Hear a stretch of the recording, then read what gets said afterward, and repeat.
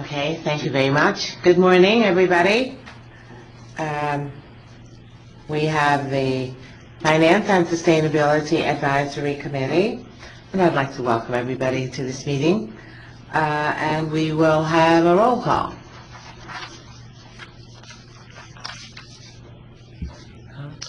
Ms. Cornier?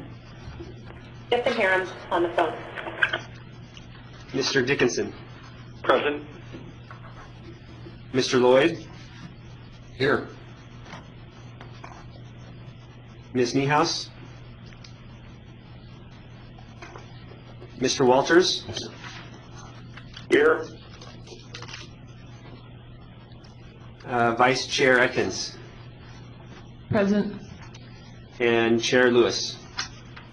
Here. Madam Chair, we have a quorum. Thank you.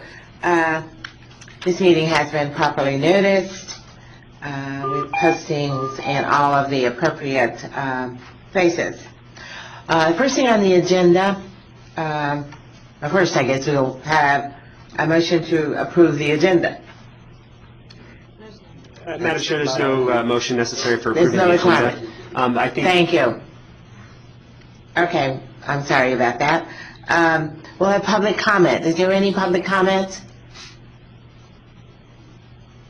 We do have some public comments in the South. it doesn't, I guess we have some public comment up here too, so we'll have them come to the table.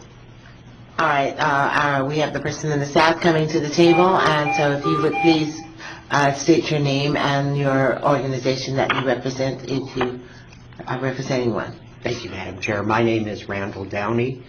I currently have the privilege of serving with the chair and co-chair as a member of the Consumer Assistance Committee for the exchange.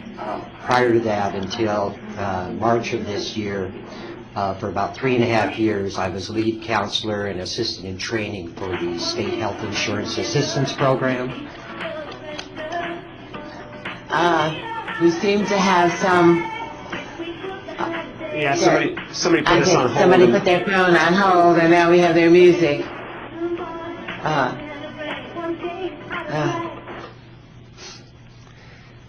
For those on the phone, please do not put your phones on hold. We don't want to hear the elevator music.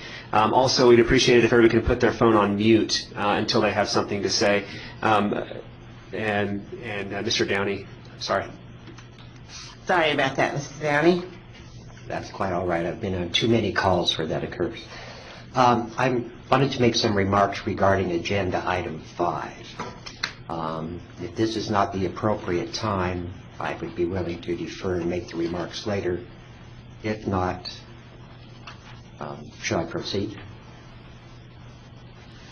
Well, I think you can make your comments now, and then you may want to make some later. Thank you. At the next time, we will have public comment throughout the deliberations. Okay.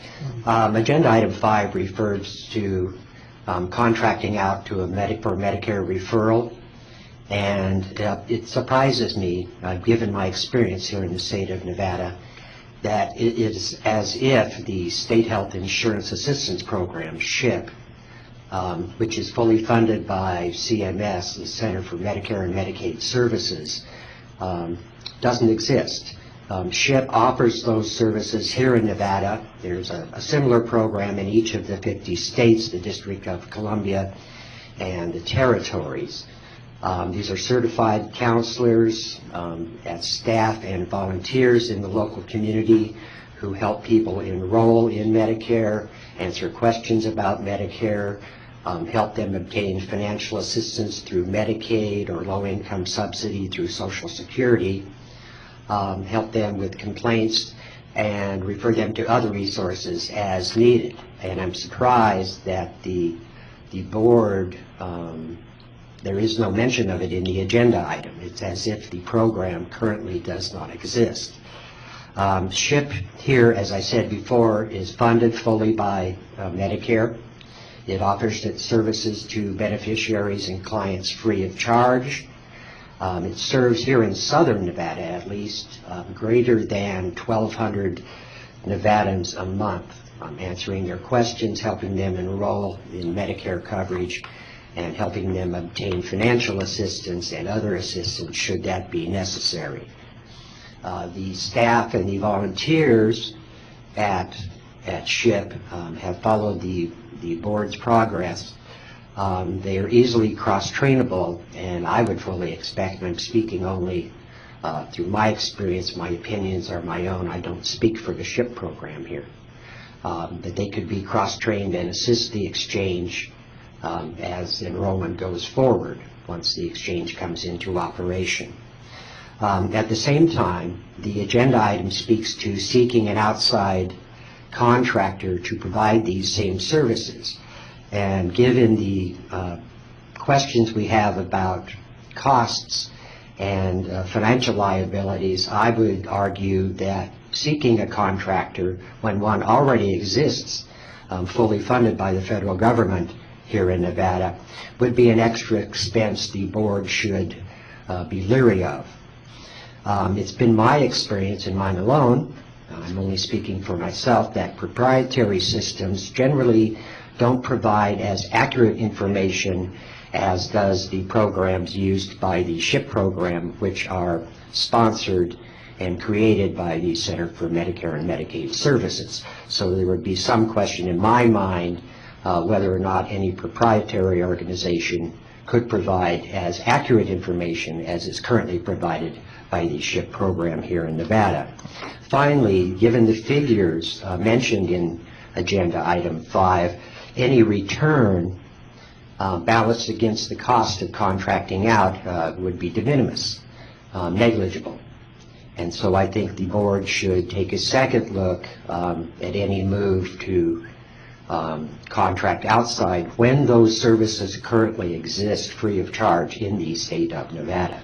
So my recommendation to the board would be, if you were going to take any action on the 5 items listed at the end of Agenda Item 5, would be to, by all means, publicize using line item 4, the Medicare assistance programs available to people in the state of Nevada, and also possibly include, take the action of doing nothing, but working with the SHIP program as indicated in line item 5, recommendation 5.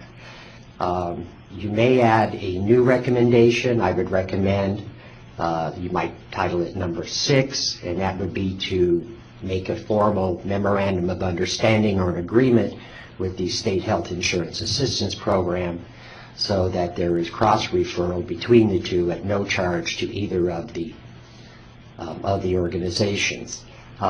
One further element I think that should be considered, that if the SHIP program is used, they are fully funded, in my estimation underfunded. They are currently one of the highest rated programs in the nation among SHIPs, but a burden of having to pay out monies for referrals coming to them would be an element I'm not sure. I think it would detract from the ability of the program to go forward. So thank you for your time, and thank you. Thank you very much. Sit down. Do we have public comment in the north? We do. Go ahead, sir. Hi, my name is Robbie Rushing. I am an independent agent here in Northern Nevada. My agency, Senior Insurance Agency, has been in the Medicare market since 1986, and I've personally been 19 years in the Medicare business. We can't hear you. Do you have your mic turned on? How's that? That's better, Much thank better. you. Okay, I'll start over again. My name is Robbie Rushing. I'm an independent agent here in Northern Nevada. My agency, Senior Insurance Agency in Sparks, has been in the Medicare arena since 1986. Personally, I've been helping Medicare beneficiaries for 19 years in seeking coverage, and a lot of what the prior commenter said is what I had to say, pretty much exactly about referring to the SHIP program. I understand that the exchange is really looking for, to make money on this and defer some of that cost that obviously is going to be incurred in having the exchange running. The only thing I would add would be some of the numbers that you use, the $100 referral fee, is kind of high. Agencies that even have higher contracts, MGA contracts, general agent contracts, only make a few $100s a year for 6 or 7 years on these types of sales.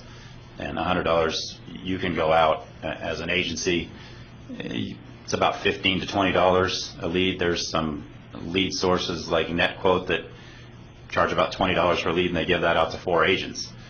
So looking to get $100 is probably kind of high to come in and try to capture for the exchange.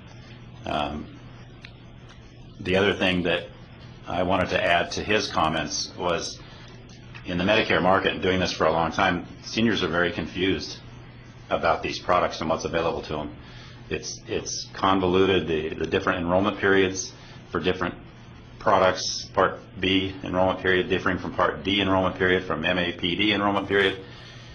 There's a lot of confusion out there, and they really need to be led to somebody like SHIP or another entity that knows about all these things and can give them good advice.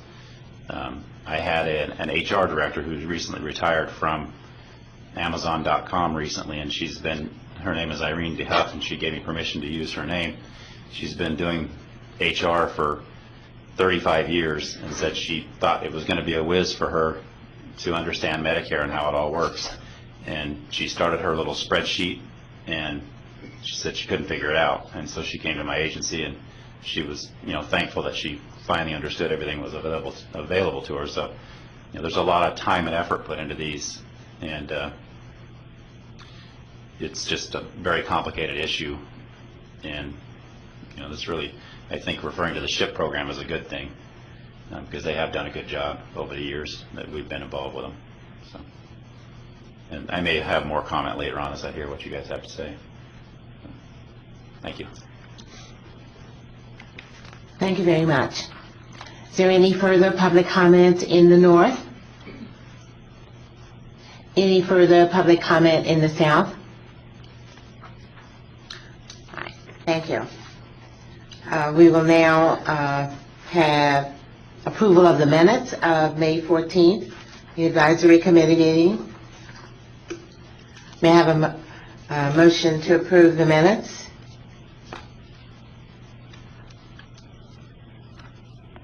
Hi, this is Chris Canoyer. I make a motion to approve. Eric Lloyd, second. Thank you. The minutes, it has been moved and seconded that the minutes be approved as presented. All in favor of the motion, please say aye. Aye. Opposed? Good. Thank you very much. We will now move on to agenda item agenda item 4. We have a discussion and possible action regarding the status of work completed for the committee, including the committee calendar, information provided at previous committee meetings, committee recommendations approved by the board, and committee recommendations pending board approval. Mr. Hager, you want to take us through that, please? Sure. For the record, John Hager, Executive Director. So on the first page, you see the committee calendar has shrunk significantly. Most of the items have been completed and have been approved by the board. We see there's one item, the sustainability options, is pending the board approval, and we can go over that in a minute here. Today, hopefully, will be the final review for the supplemental revenue, specifically referring to the referrals to Medicare coordinator services or Medicare brokers. The primary financing options and the plan is also provided in this packet. In the past, we provided the committee with information regarding the regulations, the recommendations that have been approved by the board. First were the key principles that are listed on pages 2 and 3. The basic budget for expenditures, which I believe this was copied from a previous report, but it's probably updated in the financial plan, so don't look too closely at these numbers here. At the May 10th board meeting, the board approved charging user fees for standalone dental products, standalone vision products, and offering advertising on the web portal. On May let's see, May 9th, the exchange was notified of the concerns regarding the referral of Medicare eligible individuals to Medicare coordinator services. So the previous recommendation of the committee was pulled so that we can talk about it again here today with all of the appropriate parties in the audience, hopefully, or on the phone or watching on the web. The recommendations pending board approval are the items regarding the main sustainability functions of the exchange, and that's to fund the exchange through a per member per month assessment on carriers based on enrollment within the exchange. And we hope that that will be approved at Thursday's meeting. So most of this item talks about the various assumptions that went into coming up with the rates. And then recommendation number 2 was to partially fund the exchange through a general fund appropriation. Those 2 items are separate. Passing one item does not mean that the other one has to pass, so we'll see what happens at the board level on that one. And with that, I'll be happy to take any questions from the committee. Lynn Atkins. John, so is the idea that once this committee has completed these 3 tasks, the committee will be dissolved? Or no? Yes, if these tasks are completed, at this point, there is no further need for this committee. There might be items that come up from the board. The board may want to call back the committee for certain items. They may disagree with something here and request it go back to the committee. But assuming the committee finishes the recommendations today and the board approves the recommendations or doesn't approve it but doesn't actually send it back to the committee, yes, this would be the committee's last meeting. Thank you. Well, yeah, that's interesting. We were wondering if we should do a high five right now, but we need to take action on the report and approve or question the items that are included in the report. Is there any further discussion on this particular agenda item? Any questions in the north? None up Any here. questions in the south? Oh, I was just saying there are none up here. okay. I think we do have some here. Yes. Yeah, for the record, Eric Lloyd. John, just kind of help me a little bit on the web advertising, just so that I'm clear on that. I don't think we want to create an environment that allows those that advertise to be perceived that the exchange is endorsing those companies per se. Has there been some thought or some consideration around what will be qualified on the web to say that these are not necessarily organizations that are endorsed by the exchange? I just fear that those organizations that may have more resources may flood the web advertising component of this and create the illusion or the perception that the exchange is supporting them advantageously over another. For the record, John Hager, absolutely, that's a concern of ours as well. We have not yet delved into the policy decisions regarding web advertising and what restrictions that we might place on it. It is something that we will consider at some point. I don't know if it requires coming back to this committee or if we can take those policies directly to the board at a later date. So that is certainly a concern that we have to consider. We don't want to endorse any particular organization, so we need to make sure that we do this properly. There are some state agencies that do web advertising, I believe, and so we're going to look at what they do and see how we can make this work appropriately. It might end up being a policy such as insurers, health insurers cannot advertise on the web portal, but maybe there is a separate, a life policy or something that, hey, you're going through all this process, maybe you should, think about these other products. We haven't, again, decided on any of those policies, and we'll have to think about that and come back to either this committee at a later date or to the board. This item and really any of the supplemental funding items are such a small piece of the total that it is on the back burner right now. And we'll talk about that more when we get to the Medicare referral piece. But the intent is to get an idea of whether we need to include a line item in the budget going forward, or if we just say, you know what, we're not going to do it at all. So for the web portal stuff, we will come back with a policy, probably to the board, maybe in the fall or the spring, when we have a little chance to breathe. Great. Thanks, John. And I applaud you for looking for every nook and cranny we can to finance this, so appreciate it. Lynn Atkins for the record. John, I know you've explained this 5 times, and forgive me, I just cannot recall now. Category 40, the transfer to DWSS, can you explain that again? Absolutely. For the record, John Hager, the transfer to DWSS is specifically for the eligibility engine. There is a cost allocation that we're required to do to pay for the eligibility engine and for the BOSS RFP. So there will be a transfer to DWSS to welfare for the use of the eligibility engine, and there will also be a transfer from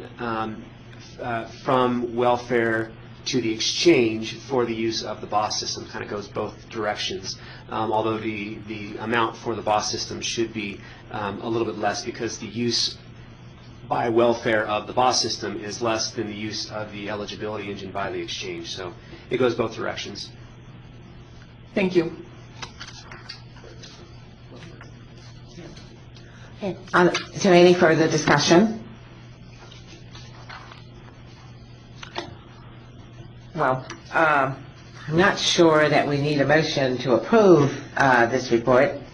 No motion is required. Yeah, I didn't think a motion would be required for that. Thank you very much. We really appreciate all of the work that has gone into the development of all of these reports, and we really want to offer our thanks to you for that. Let's go on to agenda item number 5. Where we are discussing and possible action regarding charging referral fees to Medicare coordinated services or workers who sell Medicare products. Mr. Hager, would you For the record, John take us Hager. through that, please? Absolutely. For the record, John Hager. Item number 5 is to discuss whether we should charge referral fees to either Medicare coordinator services or brokers who sell Medicare products. The Affordable Care Act requires that the state-based exchanges, which is us, the Silver State Health Insurance Exchange, provide insurance to individuals from cradle to age 64. Anybody older than age 64 has to go somewhere else. They can go to the SHIP program, they can go to their Medicare broker, they can go to healthcare.gov, probably whatever other sources are available to Medicare retirees. As we heard from the public comment today, it's very complicated. It's very difficult to get your arms around, probably more complicated than this project, although we're a little more familiar with Medicare because it's been in existence for a little while longer. So the idea was we're going to be advertising, hey, come to the exchange, you get insurance. We're going to be telling people, come on our website, you can purchase insurance, you can get coverage. And they're going to come to our website, and they're going to enter their date, and we're going to say, oh, sorry, you're age 66, you're out of luck. And so the idea is to provide another mechanism to allow not just the individuals between cradle and 64, but from 65 to grave, let them also come to the exchange to at least be referred to the right place. And again, there are lots of services out there. The uninsured rate between ages of 65 and above it's down around 1% compared to the 21% of uninsured for the rest of the population. So the number of uninsured at that level is very low, but I don't think that we want to create any more frustration out there than is already going to happen in this whole project. So the idea, number 1, was to provide that service, at least to get them in the right direction. And then the other part of that was perhaps we could find another revenue source to lower the fees that we charge for qualified health plans. So We talked about charging fees to standalone dental products, standalone vision products, web advertising. All of those things go toward lowering the rate. And when you add all of that together, I think the estimate was it lowers the rate by about 30 or 40 cents PM, and you can see that in the Finance and Sustainability Plan when we get to it in item number 6. When we looked at the numbers of individuals that would be eligible for Medicaid, we tried to look at it as far as who would actually come to the exchange if you're Medicare eligible.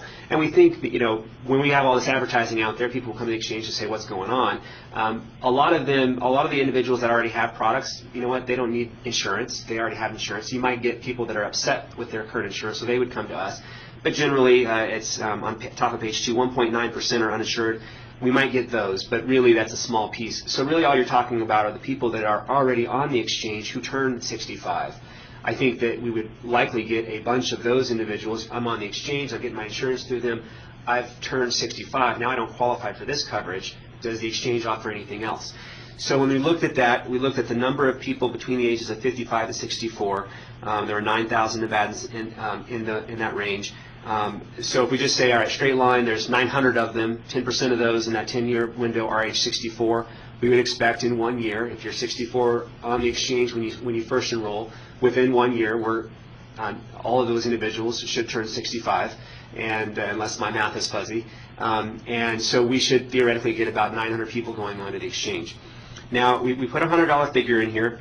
Yes, it's probably high, but it was a means to say this is the best possible scenario, and even with the best possible scenario, if we get that revenue, which is $90,000, we would end up with a reduction in fees of about 6 cents per member per month. So what happens, we're running these numbers going, you know what, this isn't a ton of money we're talking about here, and it could be even less if the information from public comment is correct. So I don't want to get too tied up in this. While it is a service to help people get insurance somewhere else, our main concern with this committee is obviously finance and sustainability, making sure that we can move forward with the lowest possible fees. So with all of that, we provided 5 recommendations. The first is to issue a request for proposal for a revenue contract. And I got to go back. There is no charge to the state for any of this. The idea behind these items is that we provide the referrals so that we get money. There would be no expense to the state. So basically, just a quick, how the brokerage process works. Somebody goes to a broker to purchase insurance. The broker signs up a person with insurance, and there is a premium that's paid to the carrier. Money is returned, a commission is basically provided to the broker. Whether you use a broker that's based in Nevada or a Medicare coordinator service, they're basically brokers either way, and they get a commission on the products that they sell. So the idea is that if we are referring to a broker in Nevada or to a Medicare coordinator service, then perhaps we can get a referral fee, basically a kickback for providing that lead so that they can get their own income. Now, there are no Medicare coordinator services in Nevada. So while the majority of the premium would go to organizations, to plans that are inside of Nevada, the brokerage fees, if we were to choose a Medicare coordinator service, the brokerage fees would go to an out-of-state organization, unless a Medicare coordinator service appears in Nevada over the next 12 months. So what we said is, well, maybe it doesn't make sense to send those out of state. Maybe it makes sense to provide those referrals to brokers that are located in Nevada, and they could provide a fee. They could provide the referral fee directly to the exchange. I'm not sure if there are any brokers that sell products statewide. So you would end up with multiple contracts, I think, unless the brokers in the audience could correct me. But I think that generally it's regionalized. If you're in the north, you sell products that are typically in the north, and if you're in the south, you sell products in the south. Do you sell them statewide? Apparently you sell them statewide. So apparently there are brokers that could sell them statewide. it may not make sense to contract with a single broker. It may make sense to, regardless, it may make sense to contract with multiple brokers or have a list of sorts that can be, randomly puts people at the top of the list or something like that. I don't know exactly how we might do that. You could either issue a request for proposal for a revenue contract with a single Medicare coordinator service and issue the contract to the Medicare coordinator service that can provide the best service to Nevadans with the best fees for the exchange. Number two is the exchange can issue a request for proposal for a revenue contract with a Medicare broker or brokers located in the state of Nevada and issue the contracts to the Medicare brokers that can provide the best service to Nevadans with the best fees for the exchange. The exchange could issue a request for proposal for a revenue contract with any Medicare coordinator service or Medicare broker and issue the contracts to the Medicare coordinator service or broker that can provide the best service to Nevadans with the best fees for the exchange. The exchange could utilize a web advertising method for Medicare referrals, or the idea behind that one is if you as a broker want to be listed as a potential source, you provide the exchange a one-time fee for the year or something like that. And then the last item is the exchange should not pursue Medicare referrals due to the low return on the effort. All of these options are acceptable to me. The other option is to provide a referral to SHIP. However, a referral to SHIP does not generate any funds for the exchange. So while it is certainly a good service to provide individuals age 65 and above, the exchange would not be receiving any funds for providing that referral to SHIP, which is why we were focusing on the coordinator service or the brokerage organizations in this committee, and that's why it's here in this committee, and why it's getting so much attention today. With that, I'll be happy to take any questions. Okay. Do we have any questions from the board? Any discussion? This is Kevin Walters for the record. So the question I would have is for, I believe it was called SHIP that the gentleman spoke to earlier. Is that correct? That's correct. And that is and I believe he stated how it's funded. It's funded by Medicare. Was that correct? I believe so. And is it who? So I take it that is. What's the difference between that and a Medicare coordinator service that's stated as being not in Nevada? Well, I believe, and maybe Mr. Downey can correct me if I'm wrong, but I believe the SHIP was created to assist individuals with their choices in the Part D program when that was created in 2003-ish, perhaps, and they assist individuals in selecting the appropriate Medicare D plan. I believe they also provide information regarding Medicare Advantage and Medicare supplemental plans, although I don't think that they provide any advice on or assistance. And Commissioner Kipper is coming up here, and as he is the resident expert on insurance, I would defer to him. Madam Chairman, Mr. Hager, for the record, Scott Kipper, Insurance Commissioner. And I'll give you a little bit of background about the SHIP programs. Were created roughly 20 years ago by the federal government to provide assistance, volunteer assistance at no charge, created and paid for by the federal government. The original charge was to provide education to consumers for senior health insurance products. That included at that point Medicare, supplement, and long-term care. That has been expanded to all of the products that are now available to seniors when they turn or become Medicare eligible. Again, the whole program is paid for by the federal government. It is generally a volunteer program. That is, the SHIP agency, in Nevada's case, is housed at I believe it's at the Division or Department of Aging. In many states, it's housed within the Department of Insurance. But they go out, recruit, train, coordinate the efforts of volunteers in helping seniors make good decisions on picking a product or guiding them through the enrollment process. They are not to provide guidance for any specific company, much like the Navigator program that's being discussed under ACA. But that's in a very brief description as to how the senior counseling and the SHIP programs work. Thank you. My question then would be, and this is Kevin Walters, why would we not just refer to them for no fee? For the record, John Hager, we could certainly refer to them for no fee. Again, the idea was to generate, and recall that this is the Finance and Sustainability Advisory Committee. The idea was to generate extra funds for the exchange to lower the fee for qualified health plan costs. Understood. But given that there's already a government program that's set up that's not, that's sort of payer agnostic, if you will, or that's something that's already funded, and given that the dollars would be relatively small, and given that there was, I believe, testimony that the concern about charging a fee to insurance companies, I would think we'd want to consider taking that route.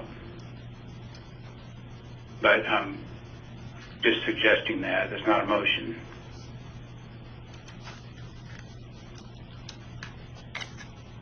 Madam Chair, Eric Lloyd for the record. Didn't we discuss at one point charging a certification fee? And this might have been more relevant to the Navigator. And John, you might need to help me with this. But it seems that if we have something along the lines of item maybe 2 or 3 on the recommendation, if there was a process by which we were ensuring that all Medicare coordinators in this situation, or in the the earlier up to 64 age, the navigators were all properly certified and could communicate the proper information, so that there was no miscommunication on how to enroll and how to navigate through the exchange. Perhaps there's an opportunity similarly with a similar certification type of a program for the Medicare coordinator. I just throw it out there as an option. For the Is record, that, you mean, for the purposes of referring to insurance companies? Right. So how I guess I would envision this would be if it's a Medicare coordinator, similar to what the SHIP program seems to do now. But if we were to require that all of those individuals that act as coordinators be certified and pay some nominal fee to be certified, so that they're saying the correct information and can help individuals navigate through the exchange, that there might be a opportunity for additional funding that way. That was the objective, since, again, back to Mr. Hager's original statement that this is the Finance Sustainability Committee. Our charter is to try to, achieve as many fees as we can, or achieve as much funding to lower you understand where I'm going with this, revenue. But that was based upon the statement that there were no Medicare coordinator services available, and now we know that's not true. And also the $90,000 was based upon a $100 estimate, which we've heard is too high. Correct. I'm not sure it'd be worth the trouble to, certify individuals and to charge and collect. That's the basis of my thinking of just, why not just refer to the existing government agency? Yeah, again, I'm looking for things out of the box here, brainstorming opportunities. I agree that we're talking about half of 1% of additional funding here, so it's very small in the large scheme of things. But again, trying to, open up as many opportunities as we can. And the other thought is just that, why refer away from something that's already funded? As the concern that was expressed was that, it would hurt them in a way, and that and they're already being funded, and I don't know how, I guess, I don't really know how they're funded, whether the use of that service affects their funding, or if it's just a set amount per year, and they just staff as much as they can, given a set amount of funding, or what, so. Yeah, no, I mean, I agree with that. I think that the concept is to try to make sure that the proper information is being communicated so that, similar to what the SHIP organization tries to achieve, is making sure these individuals have the right information and are sent to the right resources to navigate. Right. So that's why I'm sort of leaning toward that recommendation, is because that's there's no built-in self-referral problem there. It's agnostic to payer. There's no incentive to refer to one place versus another. Whereas if we were to have a program where we refer to other places, then we would have to figure out who we refer to, and do you rotate it, or it just sounds to me like it's very problematic. The only problem with the SHIP program is, since it's fully funded, we're not going to be able to generate additional funding from it, and I think that's yeah, understood. I agree. I agree with that downside.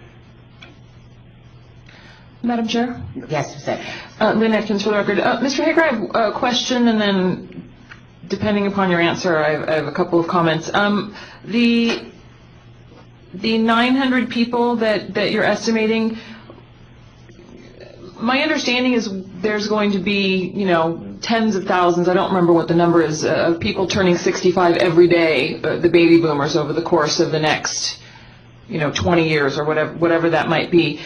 So I assume this, just using your numbers, I understand everyone's kind of like that $100 is high. Using your numbers, that fee would go up, or that amount of revenue would go up every year significantly, I'm assuming? Or does this take into consideration that? No. I'm getting a no over here. Is that Mr. Hager? For the record, John Hager. So I got to clarify. So we looked to figure out what the 9,000 Nevadans who are between the ages of 55 and 64. That would be 9,000 Nevadans that we would expect to be on the exchange already. So there's going to be a lot more Nevadans that are between the ages of 55 and 64, and there's a lot more Nevadans than 900 that are 64. The estimate was based on 115,000 individuals in the exchange, with 8.2% of uninsured Nevadans between the ages of 55 and 64. We're looking at that population and saying those are the people that are already on the exchange and will likely go forward. Now, it could be that anybody that's turning, that they have insurance now, they're turning age 65, they want to see what's out there in Medicare, and they come to our exchange. So it could be these numbers could be a lot higher. Again, I would hesitate to provide a number that's too high, although I realize that the $100 is high. It could be a greater amount, certainly.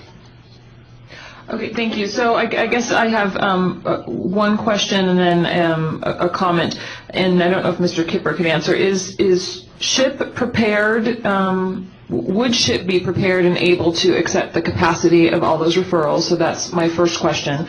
I generally like the idea, though, of using an agency that is related to the government and funded by the government, and I do agree we're talking about a very, very small amount of revenue for the percentage of our budget. So my first question, I guess, is about capacity, and then my second question, if we chose to refer to SHIP and not get a fee, does that preclude us from allowing web advertising for the record, John insurance Hager. companies? So no, if we send this to SHIP, if we send these referrals to SHIP, there would be, it doesn't preclude us from doing web advertising. The question of capacity, I think, really only SHIP could answer, an individual from SHIP. My guess is because it's all volunteers, it's already stretched pretty thin. There will not be an excess of number of people that are getting Medicare coverage. The problem is with this campaign to get people insured over the upcoming years, that will probably drive demand and create capacity issues. But I think we would need somebody from SHIP to be able to answer that. One other way to look at the SHIP versus broker, and Medicare Coordinator Service is really just a broker. It's a web service broker with a call center is basically what it is. But the other idea to look at it from the perspective of if we get a referral fee from a broker or a Medicare Coordinator Service, they are generating that by getting a commission from the insurance company. And if you were to give the referral to SHIP, because they're not getting commission from the insurance company, that would theoretically keep prices lower from the insurers because they're sending one less commission out there. And so theoretically, that would lower costs. I don't know if it really does. But in any event, there you have it. This is why we have these meetings, so that we can get perspectives from all over the place. Thank you. For the record, Kevin Walters, it just seems to me it's cleaner to generate revenue from the insurance companies with the web advertising and to refer to a existing agency. I'm assuming that the additional volume would not increase the required Medicare funding, and based on that, I would recommend that we take that route. And Madam Chair, Commissioner Kipper has a few comments to add, if you don't mind. For the record, Scott Kipper, Insurance Commissioner for the state of Nevada.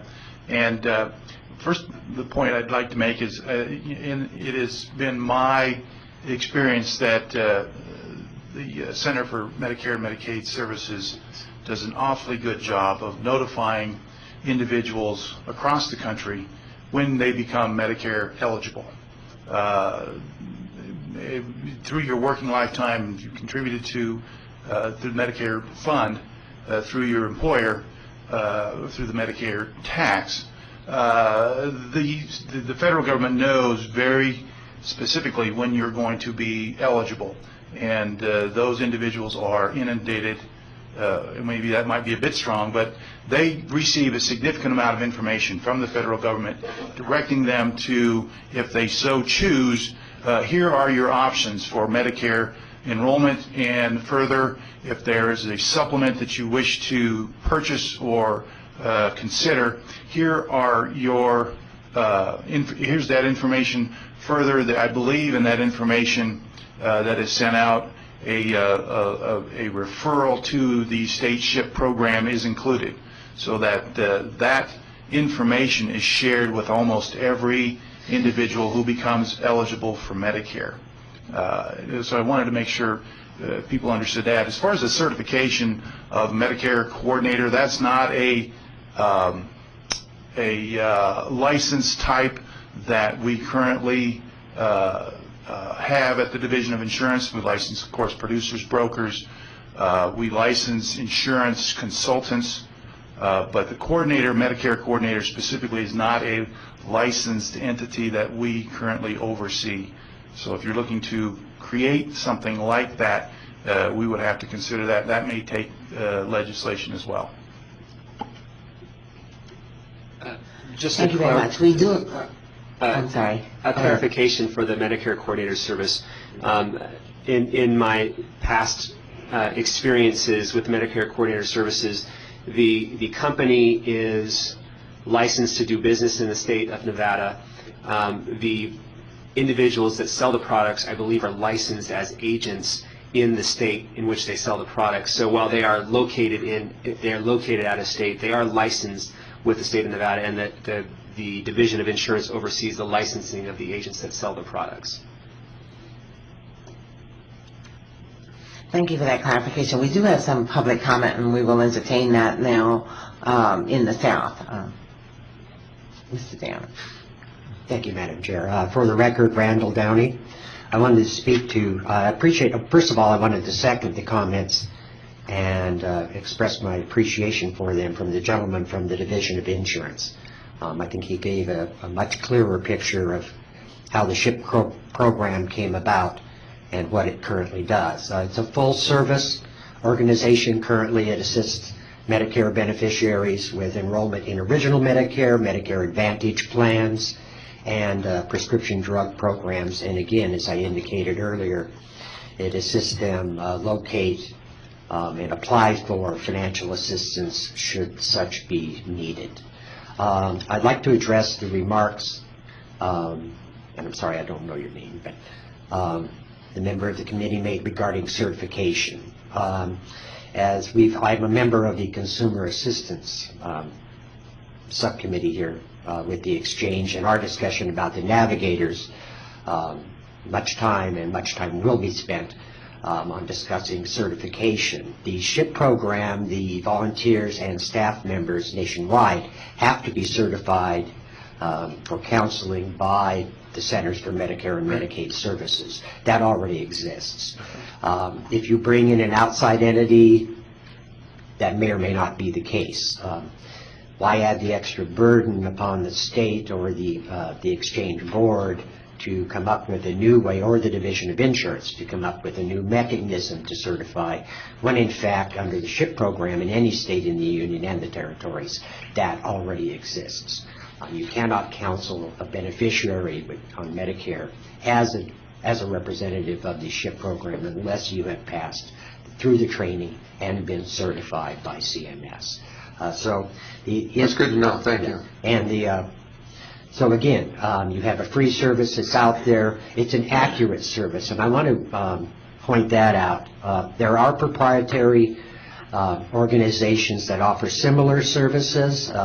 Director Hager referred to one.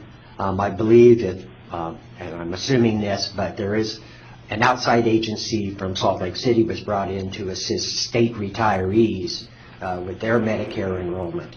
There are a number of other private proprietary programs. The Walgreens prescription drug chain offers one that many citizens avail themselves of and then bring that information into SHIP to try to locate for themselves the best prescription coverage in this case. AARP has a similar website tool they use to help people, again, with their prescription drug enrollment and plan coverage. The difficulty becomes this: they are not always accurate. When I was with SHIP, and again, I do not speak for the SHIP program, these are my personal experiences I'm speaking from. Take them as you will. When individuals would come in who had done some previous homework and brought in results from the ARP system or the Walgreens system, or had questions after a discussion with an organization called Extend Health, which was contracted to assist state retirees here in the state of Nevada. Many times we would find the pricing information, which is crucial for most of these individuals, was not correct.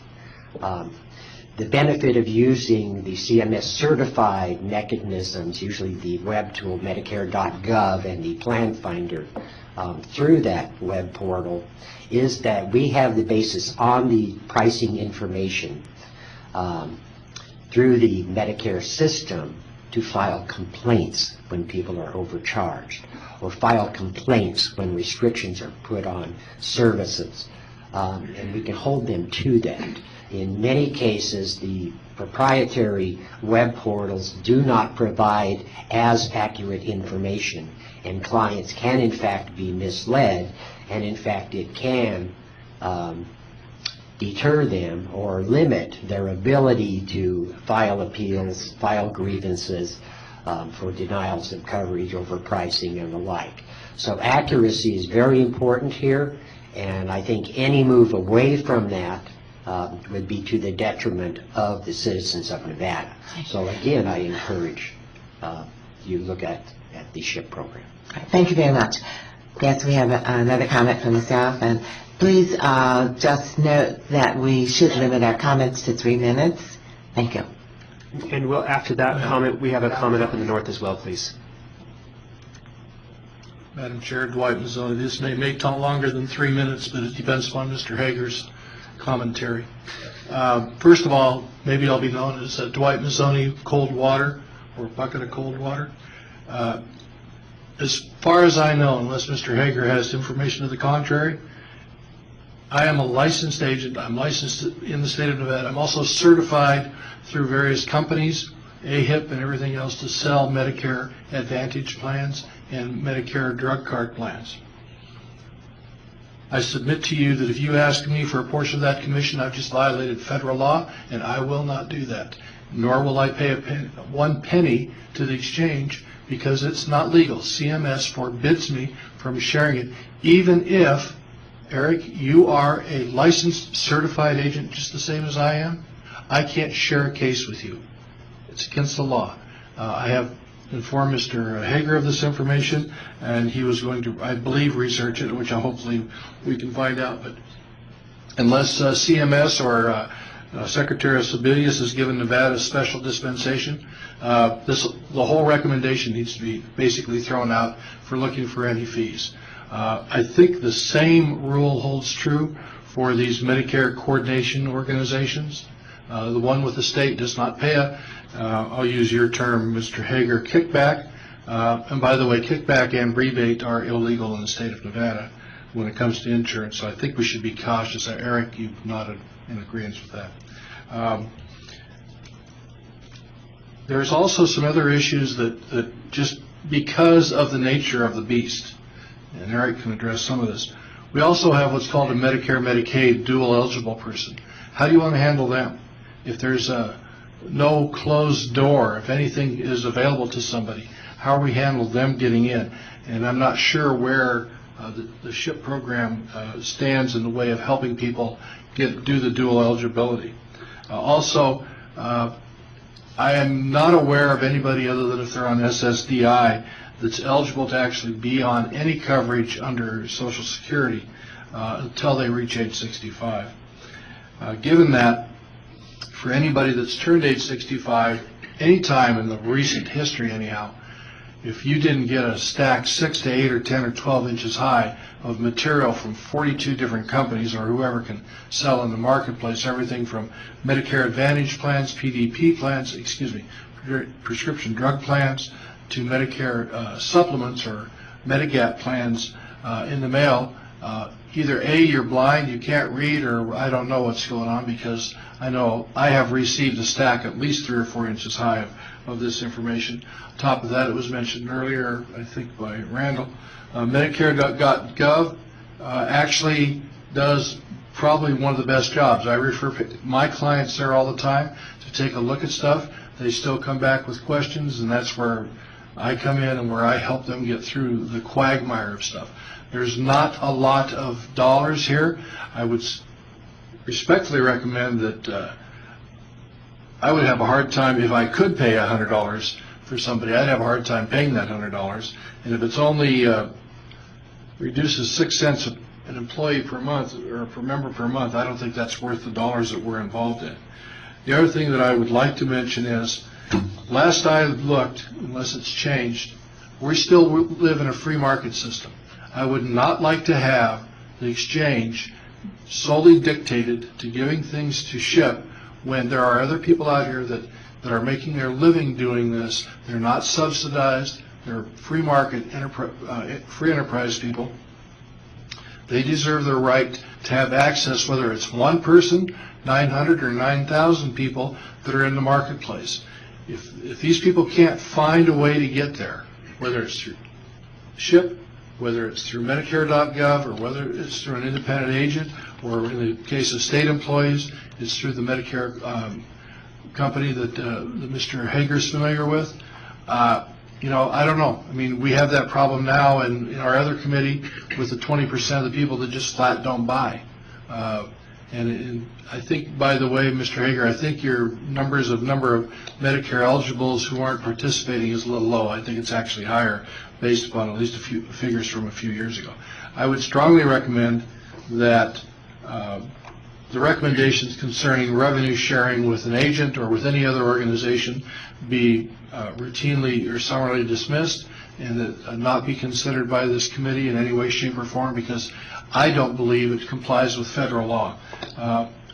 I will close with submitting in writing from one of the people, a member of the Nevada State Association of Health Underwriters, and the current president of the Clark County Association of Health Underwriters, a letter dated July the 9th.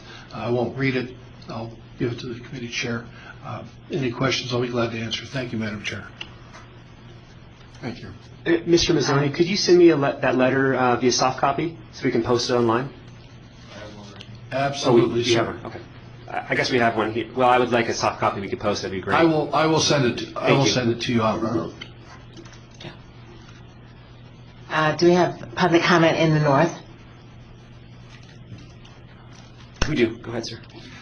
For the record, Larry Hardy, insurance brokerage company, Reno, Nevada, and in Nevada for the last 30, 40 years. I'm a little confused. I just had one question.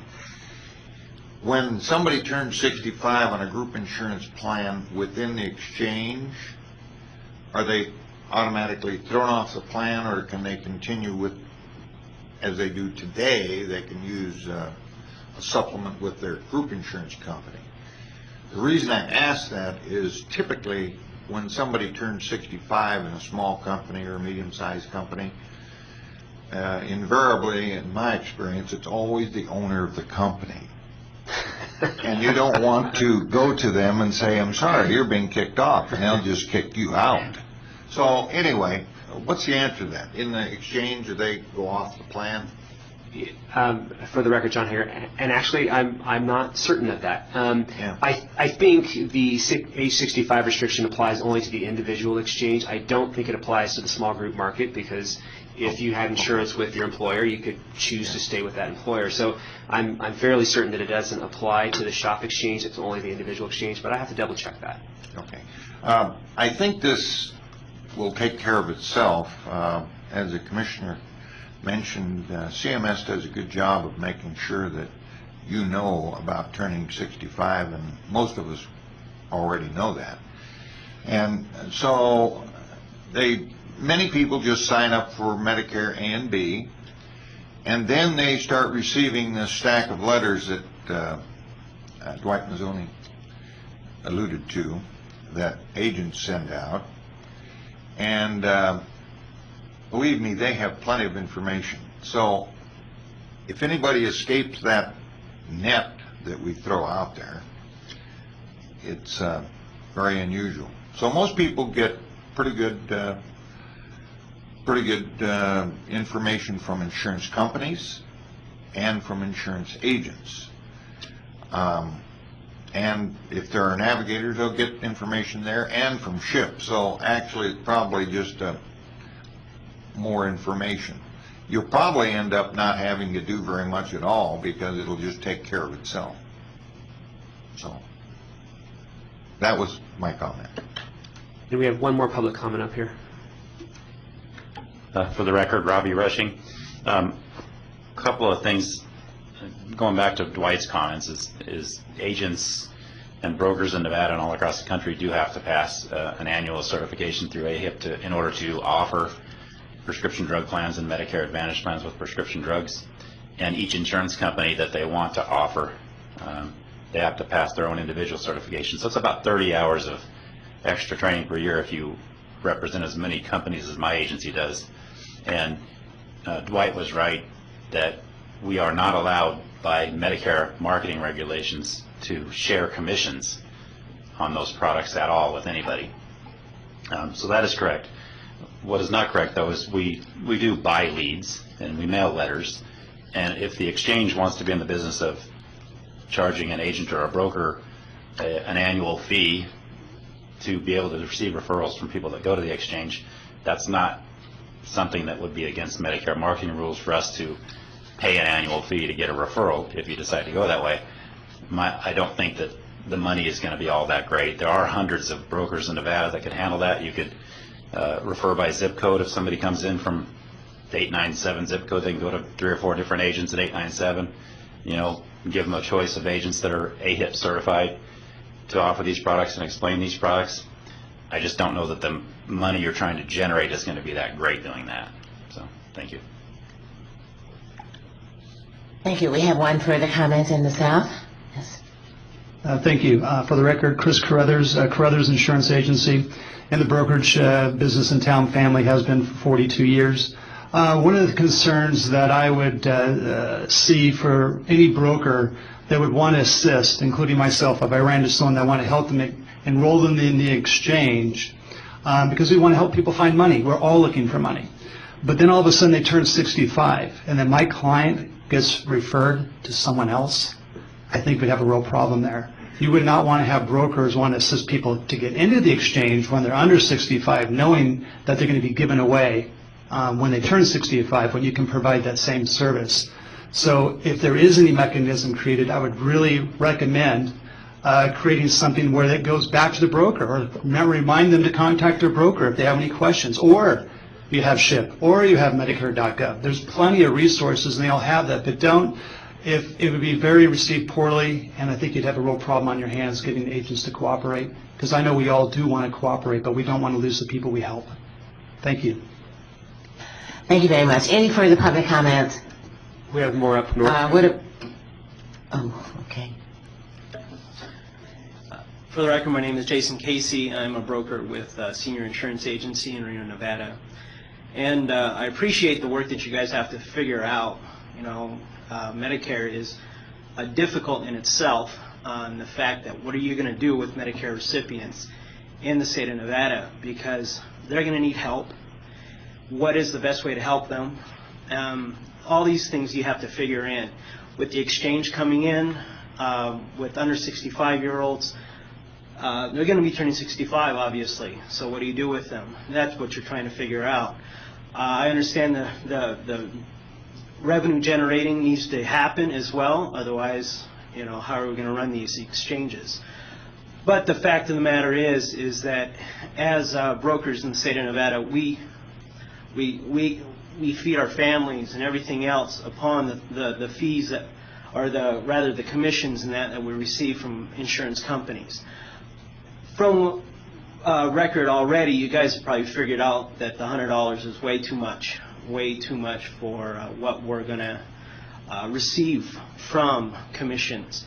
I mean, sometimes we don't even receive $100 in commissions, depending on what a person might gain in the, you know, getting on top of their Medicare to work along with their Medicare. So, you know, sometimes the money's not even there. You know, when you know, we've had groups like what's happening at the group that was referred all this business out of the state of Nevada to Utah, has actually, I think, done a great disservice for Medicare recipients in the state of Nevada, solely because I've had to help state retirees figuring out what to do so they could go to Utah and take our money out of the state. So I want to mark some of that stuff off of your notices, the 5 things that you're trying to think about. Don't go to the outside agencies. I'm telling you, it's not good for our state. It's not good for Medicare recipients. Charging fees and that kind of stuff anyways, I mean, because the money is not there, it's very minuscule. As we know, cost overruns go all the time. So what you might think you might make, we know is actually not really going to be there. So what's the best thing to do for the state of Nevada Medicare recipients? Well, the fact that 1% is in the state of Nevada has coverage, those over 65, I think it's already being done. Having, you know, a URL redirect on your website to the Medicare website, SHIP program, even yellow pages that say insurance agencies, agents in the state of Nevada, is probably going to make you not lose any money whatsoever, and in fact is going to keep a good cycle going, so that this 1% that is this 99% that is already insured continues to be 99%. We don't want to add confusion, and I just want to encourage you guys not to add confusion to Medicare recipients. I think the current way things are being done, it works. And I know we want to take care of state of Nevada retirees, and I think we're doing that. And charging fees and this kind of stuff, it's going to add to that confusion. And I think we're doing a pretty good job. I think SHIP is doing a good job. I think Medicare is doing a good job, and I think brokers in the state of Nevada are doing a good job. So if you want my vote, just put a URL to the Medicare website, and I think you guys will do just great. Thank you very much. Thank you. Any further public comments? Do we have any comments from the board or any recommendations? I have one. I think we should go with number 5. But are we ready to make a motion in terms of this recommendation? Madam Chair, Eric Lloyd for the record. I just, this has been a healthy, good dialogue that we've had. I appreciate all the comments. I think we need to circle back and remember what the objective was for this. We were seeking a way to find additional funding for the exchange. So if this is not a viable option, I mean, that's what this committee needs to take into consideration. I think that the public comment and additional conversations we've had have allowed us to understand the process a little bit better. So, I mean, I think we should make a recommendation based upon a full scope of information that we know. I mean, again, I think everyone should understand the objective was to try and find additional funding. If it's not going to be sustainable, if it's not going to generate the funds that we think will move the needle, then we need to move on. But I think that the discussion was necessary, and we had to at least entertain these options.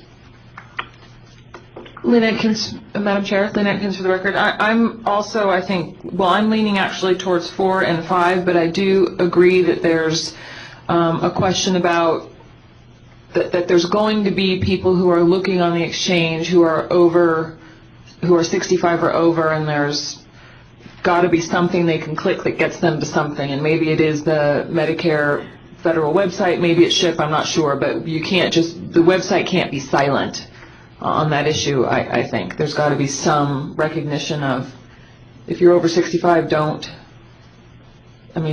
go through the process. I don't know, we're going to ask people to fill out the form on the website? I mean, wouldn't that be one of the first questions to bump them out?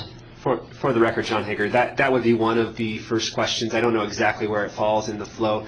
Our web vendor is very familiar, very knowledgeable in the order of the questions and where they should go.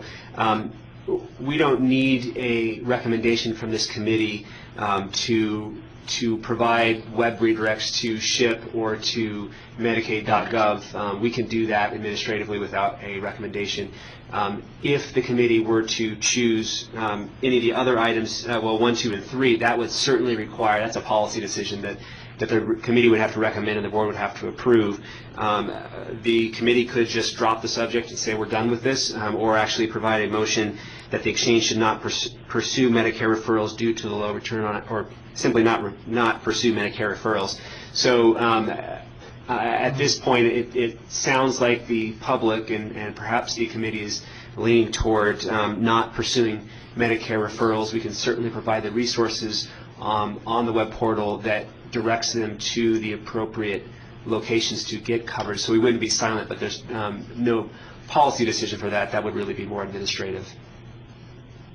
This is, for the record, Kevin Walters. I would make a motion that we, the exchange be authorized to pursue both 4 and 5. Is there a second to that motion? Lynn Atkins, I'll second. All right. It has been moved and properly seconded that the recommendation to the board be that we pursue both 4 and 5. Is there any discussion on the motion? No discussion. All in favor, please signify by saying aye. Aye. Aye. All opposed or any opposed? Okay. The motion carries. So the recommendation to the board will be that we pursue items 4 and 5 of these recommendations. Thank you very much, and we do appreciate the discussion. We move on to the Finance and Sustainability Plan, item 6 in the agenda. And would you please lead us through this, Mr. Hager? Absolutely. For the record, John Hager. Item number 6 is just the finishing touches. It on the Finance and Sustainability Committee's work. It encompasses all of the policy decisions that have been made so far. It did not, I don't think, include the Medicare referrals, but there's a piece I'll have to get to. But other than that, we can alter it with those changes. So basically, the first section talks about enrollment and the assumptions that were made to create the enrollment figures that are provided in the attachment. It talks about enrollment volatility and the concerns regarding what the fees might be and if enrollment is too short or too high. And of course, we don't have any historical data to suggest what enrollment might be. We are going off of what Massachusetts did, and we're looking at our uninsured rate and making some assumptions.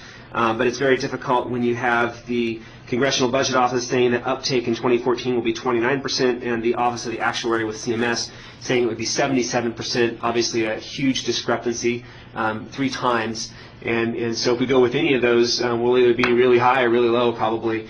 So we are using the numbers from Thomson Reuters and adjusted slightly by the Department of Health and Human Services. We have some good economists and statisticians in the Department of Health and Human Services that are helping with that, and it also assists us to make sure that we're on the same page when we go up to the legislature. We don't want DHHS saying that there's going to be a 12% uninsured rate, and us saying that there's going to be an 8% uninsured rate, and they're saying, well, which one is right? So we're all on the same page with the Department of Health and Human Services with the numbers that we're using.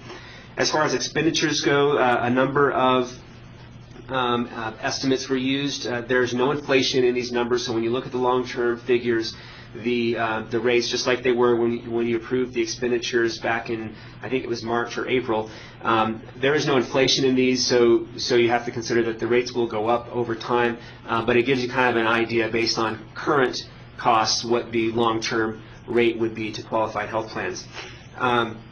So we talk about salaries, travel, operating expenses, equipment, information technology, which that is the service provided by the Division of Enterprise Services or Division of Enterprise IT Services.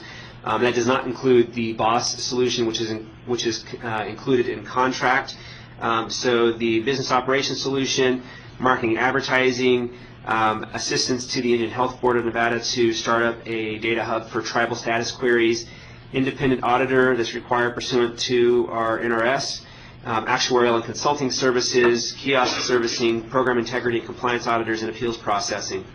There's a section, a cost built in for navigators, transfer to the Attorney General's office to pay for all of the services that we're utilizing from the Attorney General's, and it is pretty extensive with all of the committees and board meetings that we have. I believe we're up to about 25 publicly noticed meetings since January. A transfer to the Office of Consumer Health Assistance. They received funding in our grant, so we transfer that on to them to pay for some of their services. The transfer to welfare includes the design, development, implementation, independent validation and verification, and maintenance and operating costs for the eligibility engine through December of 2014. And then, it provides that ongoing. The funding from the Affordable Care Act funding will only go through December 2014. So that brings us into the ACA grant funds.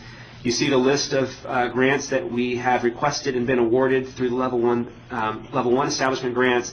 The level 2 establishment grant is an estimated amount based on our request. That could change.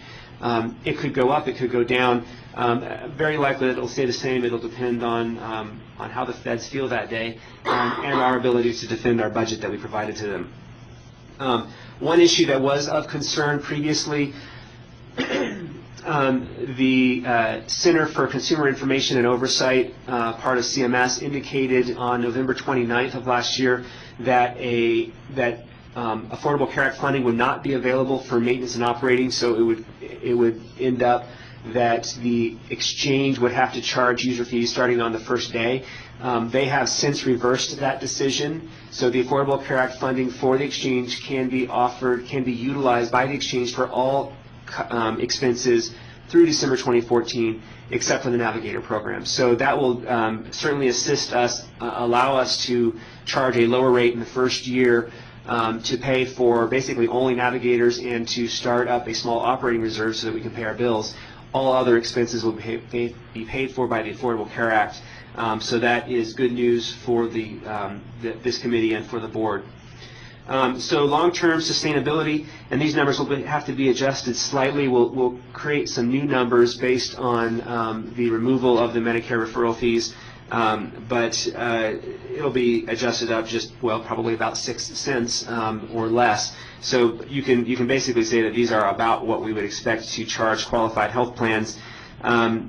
Keep in mind that a large portion of the fee that is charged to qualified health plans, if the board approves that recommendation, will be paid for by the advanced premium tax credit. The idea is the fee will be charged to the carrier.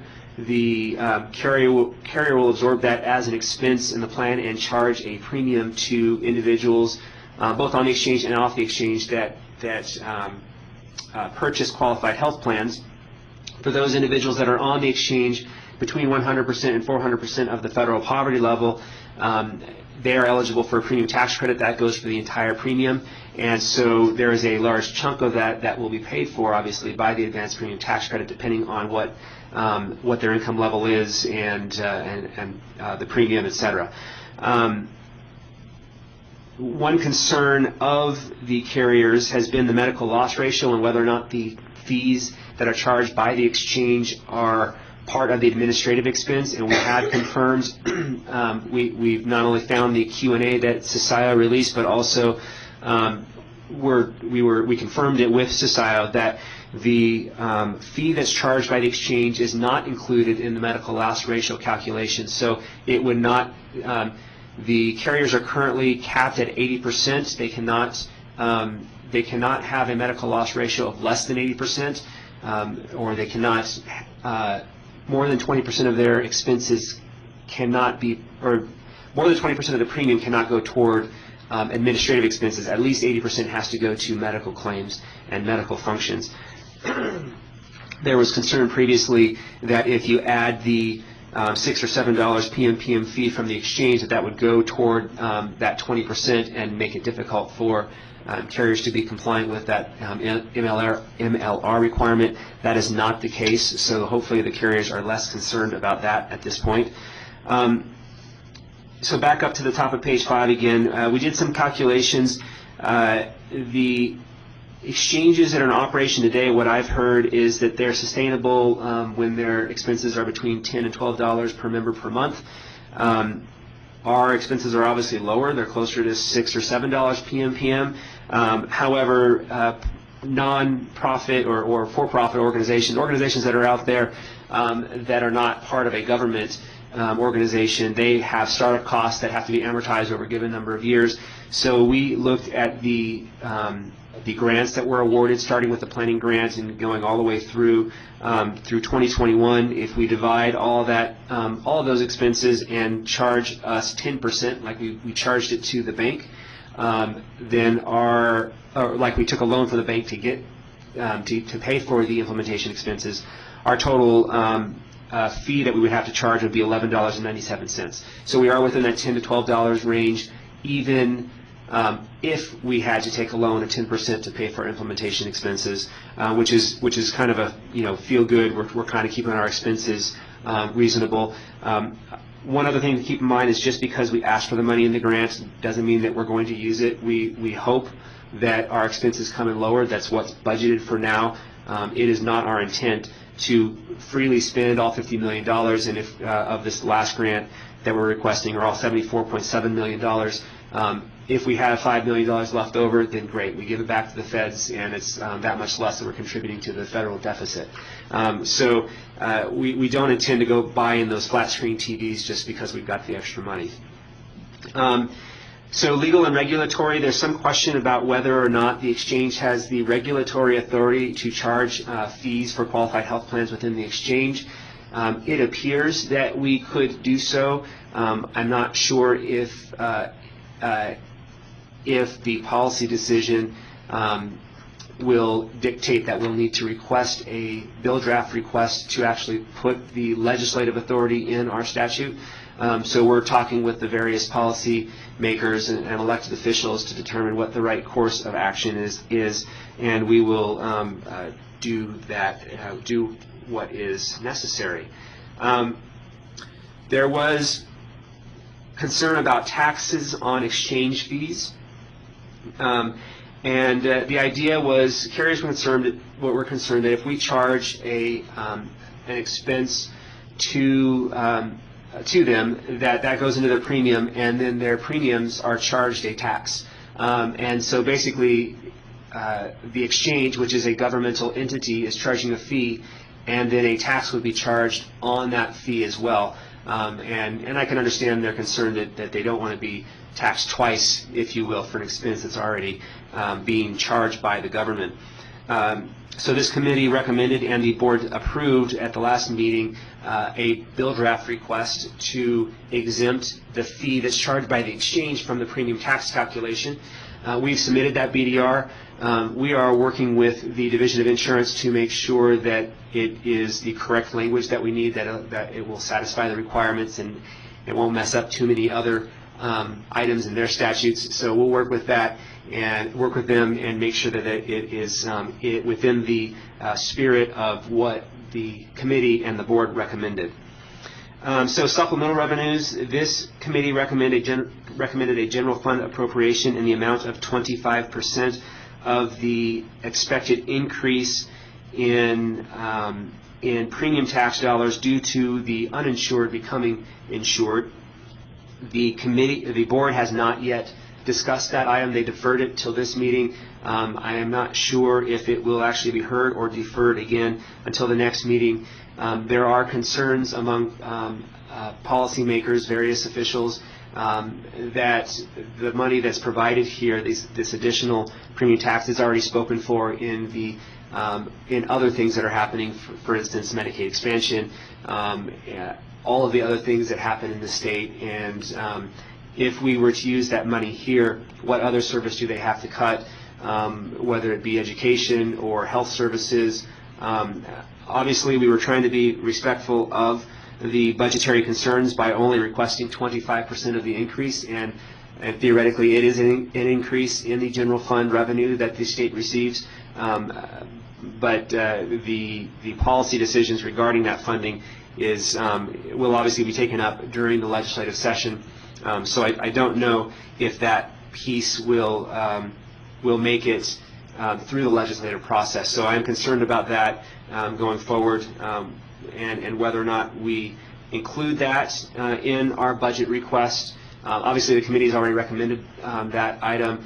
The board obviously has not approved it. The concern will be that if the board approves that item and we request it in our legislative budget and expect rates to be based off of a reduced funding need, that our rates may be too low to cover our expenses. So we'll have more discussion about that at the board meeting.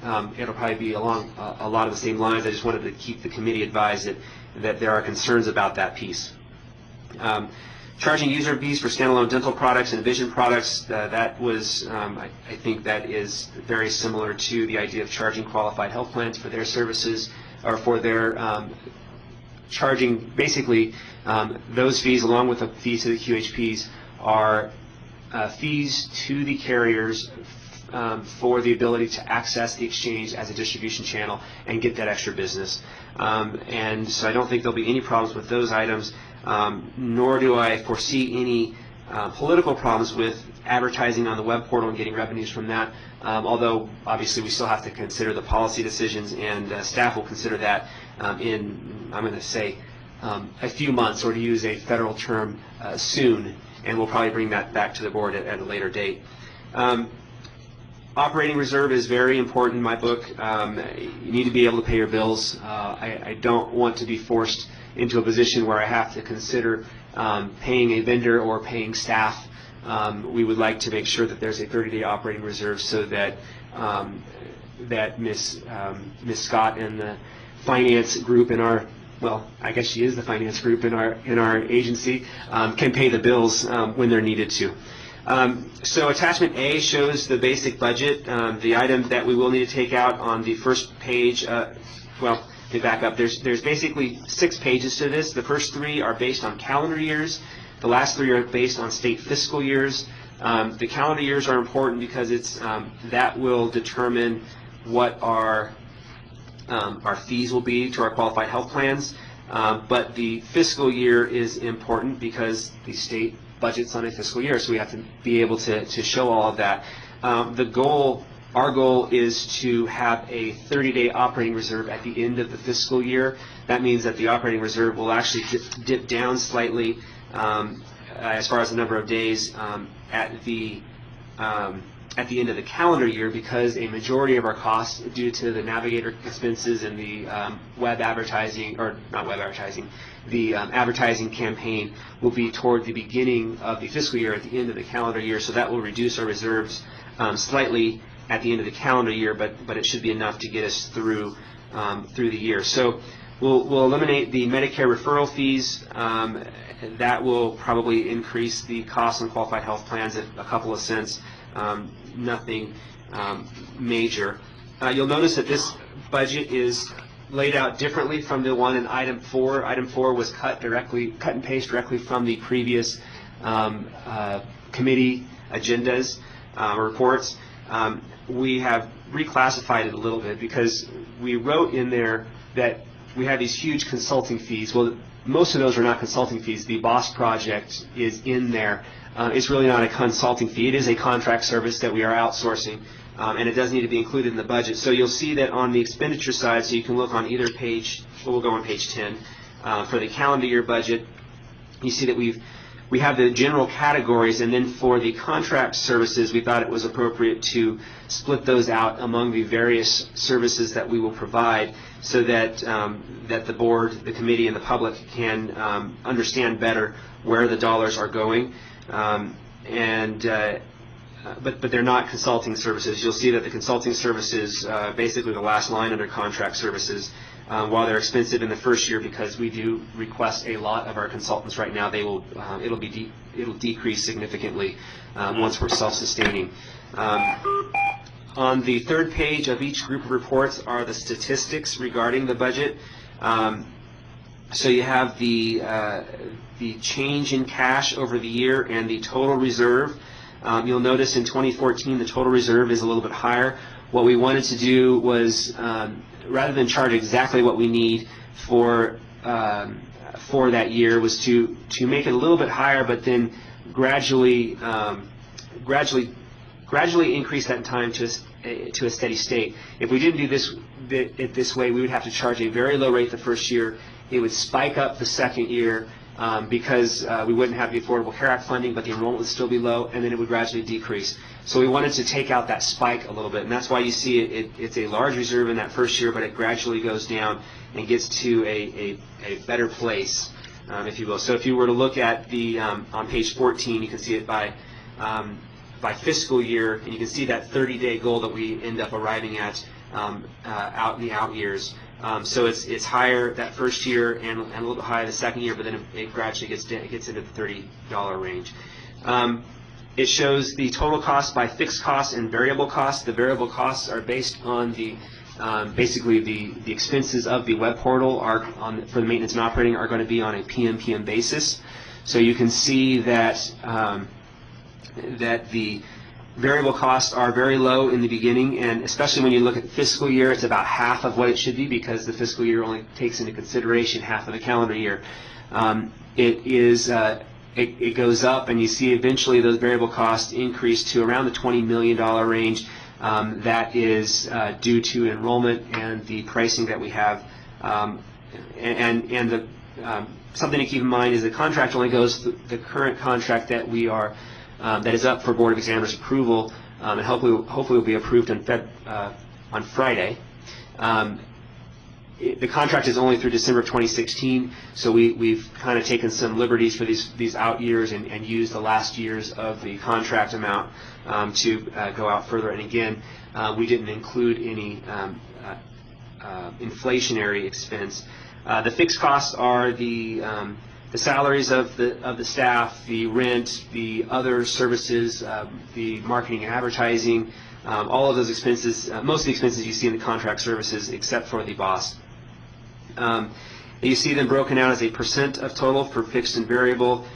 You see the PM cost based on fixed and variable costs. And then the final set of numbers, funding from non-QHP sources, which includes currently includes the Medicare referrals, which will take that out, but again, that's a small piece, but the estimates for dental, web advertising, and for vision plans to be on the exchange. Again, it's a very small piece of the overall cost, but when you look at this, the total rate for qualified health plans is expected to be right around $7 in the long term. And then we also provide the qualified health plan rates to build reserves, and so you can see that if we don't increase cash, the rate to the qualified health plan would be 44 cents in fiscal year 14. It would be $4.30 to build that reserve up. And so a better place to look, again, would be back on page, I know I'm flipping back and forth here, but back on page 11 for the calendar year, this would give a better idea to the carriers on what they would expect to be charged. And these are qualified health plan rates to build the reserve. So $4.30 the first year, $6.45 the second, $7.50. It goes up a little bit, so there is a slight peak there, and then it goes back down to $6.85. Again, trying to smooth those numbers out so that there isn't huge spikes one year over the next. So again, all of these policy decisions have already been made by this committee. The idea of this agenda item was to approve this report, its format. If we want to include any additional item that needs to be included, we can do that. Any corrections that you see, we can do that. Obviously, we need to eliminate that Medicare referral line, but other than that, this is staff's recommendation for the Finance and Sustainability Plan. Thank you very much, Mr. Hager. I think that's a great presentation. Do we have any comments from the board members regarding the report?